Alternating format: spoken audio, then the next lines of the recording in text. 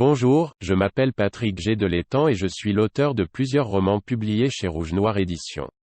Je vous parle aujourd'hui de mon premier roman intitulé « Mensonge ».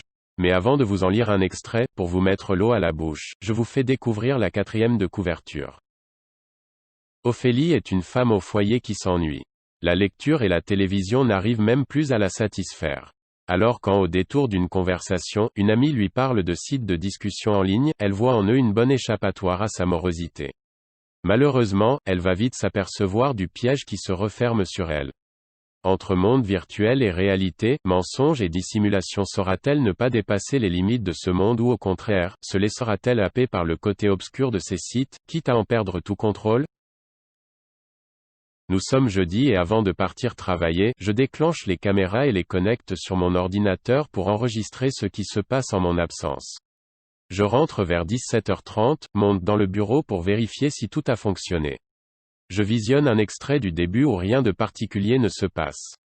Alors qu'elle part promener le chien, je reprends ma place devant mon écran pour visionner la suite du film des caméras. Après de longues minutes en accéléré, je la vois quitter la salle, puis revenir dans le canapé. Je ne peux retenir un « oh » de surprise en découvrant qu'elle s'est changée. Elle est maintenant vêtue d'un ensemble super sexy comme je n'ai pas l'habitude de la voir porter, elle a enfilé une jupe courte, un chemisier blanc, des bas noirs attachés à un porte-jartel. Elle a choisi des sous-vêtements rouges qui apparaissent à travers sa chemise et sous sa jupe quand elle s'assoit dans le canapé. C'est une chose incroyable. Quand c'est moi qui lui demande, elle refuse, me disant qu'elle ne veut pas passer pour une pute. Chaque fois, on finit par se prendre la tête et elle reste de nombreuses heures à ne plus vouloir me parler. Cela se finit généralement par une nuit à l'hôtel du cul tourné, quand elle ne m'oblige pas à dormir dans le canapé. Son retour dans le salon sonne le départ d'un changement dans son comportement, la suite de la vidéo devient de plus en plus chaude.